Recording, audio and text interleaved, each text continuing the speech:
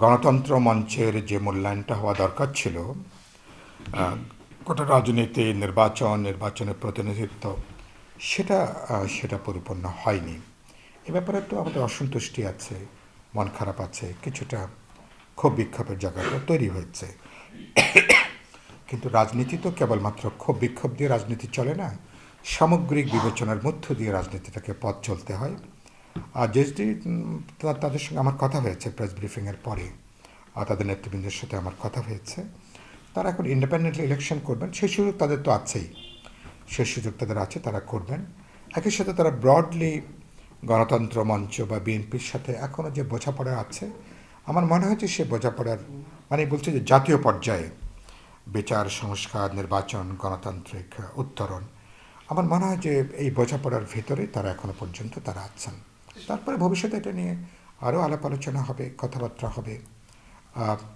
যে কোনো ঐক্যটা ওই যে বলে যে মানে মানে ইউনিটি অ্যান্ড স্ট্রাগল, ঐক্য এবং সংগ্রাম। তো মানে যে ঐক্যের মধ্যে কিছু সংগ্রামও থাকে, কিছু ঐক্যবদ্ধতার জায়গাও থাকে, কিছু প্রশ্নের দ্বিমত থাকে, কিছু প্রশ্নে আবার ঐক্যমতের প্রশ্ন থাকে। তো যেহেতু অনেকগুলো দল, ভিন্ন মত থাকবে, মত পার্থক্য, এটাই স্বাভাবিক।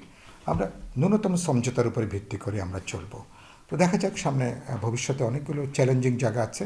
তবে একটা গুরুত্বপূর্ণ বার্তা আমি আপনাদেরকে বলতে চাই।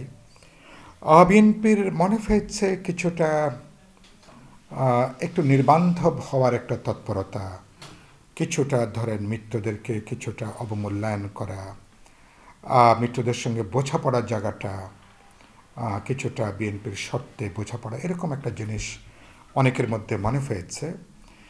এটা খুব ভালো বার্তা দিচ্ছে না, কারণ ভবিষ্যতে যে চ্যালেঞ্জিং জায়গাটা আসছে, একটা বৃহত্তর অ্যালাইনমেন্ট লাগবে। আমি যেটা বলেছি যে লড়াইয়ের সময় যে ঐক্যটা ছিল, ঐক্যটাকে আরও একটা একটা ডেমোক্রেটিক ট্রানজিশন, একটা সার্টেন ফেজ পর্যন্ত কমপক্ষে ঐক্যটাকে ধরে রাখা দরকার। কারণ প্রতিপক্ষ যেখানে ঐক্যবদ্ধ হচ্ছে, তার বন্ধু বাড়াচ্ছে, মিত্র বাড়াচ্ছে, সেখানে আপনার মিত্র যদি কমে যায় বা আপনার বন্ধুত্বের আপনার যে সামগ্রিক যে বাতাবরণ, সেটা যদি দুর্বল হয়ে যায়, ভবিষ্যতে চলার জন্য এটা কিন্তু বড় ঝুঁকি তৈরি করবে। এই রিস্কটা আজকে বোঝা যাবে না, এটা বোঝা যাবে পরবর্তী নির্বাচন এবং নির্বাচনের পরবর্তীকালে। কারণ এখানে বিশ্বস্ততার একটা প্রশ্ন আছে। আপনার সঙ্গে আমার একটা বোঝাপড়া হলো একটা সার্টেন পিরিয়ডে, আপনি বোঝাপড়াটা আপনি ঠিকমতো রাখতে পারলেন না, পরবর্তীকালে আপনার আপনার বিশ্বস্ততা নিয়ে কিন্তু প্রশ্ন উঠতে পারে।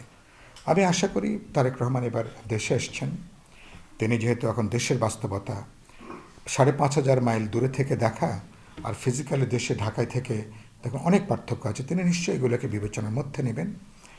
আরেকটা কথা বলতে, আর দলগুলো কেবলমাত্র পার্লামেন্টে একটা দুটো সিট এটা দিয়েই দলগুলোকে মূল্যায়ন করাটা ঠিক হবে না। বিপ্লবী ওয়ার্কার্স পার্টি, গণতন্ত্র মঞ্চ এবং আমার ধারণা অধিকাংশই কেবল পার্লামেন্টে একটা দুটো সিটের রাজনীতির জন্য আমরা কিন্তু সারা জীবনটা উৎসর্গ করছি না।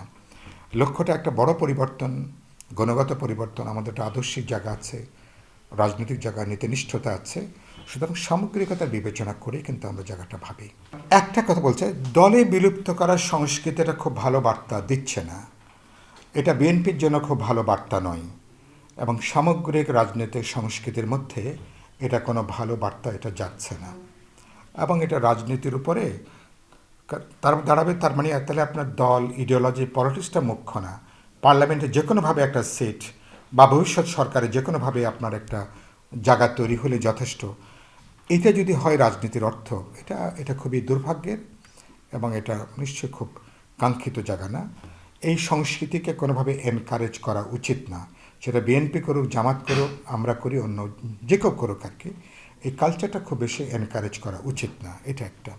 হ্যাঁ, ইলেকশনে একটা প্রশ্ন আছে, মার্কা গুরুত্বপূর্ণ, কিন্তু আমি মনে করি এবার মানুষ কেবলমাত্র মার্কা দেখেই ভোট দেবে না, মানুষ এবার প্রার্থী দেখবে। কারণ এবারকার আপরাইজিংয়ের পরে প্রতিটা মানুষ কঠিন সার্ভাইলেন্সের মধ্যে, প্রতিটা পদক্ষেপ, প্রতিটা বক্তব্য সবাই এখন নজরদারির ভেতরে। আর কেবল মার্কা নিলে যদি পাশ করতো, তাহলে তার অন্য কোনো মার্কার সঙ্গে কারো দরকার হতো না। ব্যাপারটা আসলে এরকম না। এটা একটা। আর দুই হলো এটা যেটা বললেন, গণতন্ত্র মঞ্চের জন্য মঞ্চের ঐক্য সংহতির ক্ষেত্রে এটা একটা সংকট ইতিমধ্যেই তৈরি করেছে।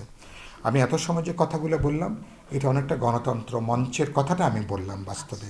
আমার মুখ দিয়ে শুনলেন, কিন্তু এটা গণতন্ত্র মঞ্চেরই কথা বা অনেক শরিকদেরই কথা এটা। তো কিন্তু এটা আমাদের জন্য একটা সংকট তৈরি করেছে, আমাদের বোঝাপড়ার সংহতির ক্ষেত্রে একটা সংকট তৈরি করেছে। কিন্তু আশা করি যে আমরা এটাকে কাটিয়ে উঠতে পারবো। নতুন প্রেক্ষিত ইলেকশনের পরে ইটস এ নিউ সিচুয়েশন, নতুন অবস্থায় নতুন প্রেক্ষিত, নতুন হতে অ্যালাইনমেন্ট হয়তো বা তৈরি হবে। কিন্তু আমরা আমাদের ঐক্যটাকে চেষ্টা করব যে কোনোভাবেই মঞ্চের ঐক্যটা এবং গণতান্ত্রিক প্রগতিশীল ধারার যে ঐক্যের জায়গাটা, সেটা যেন আমরা সংহত করতে পারি, যেন আরও বাড়িয়ে তুলতে পারি, সেই সচেতন প্রচেষ্টা আমাদের দিক থেকে থাকবে।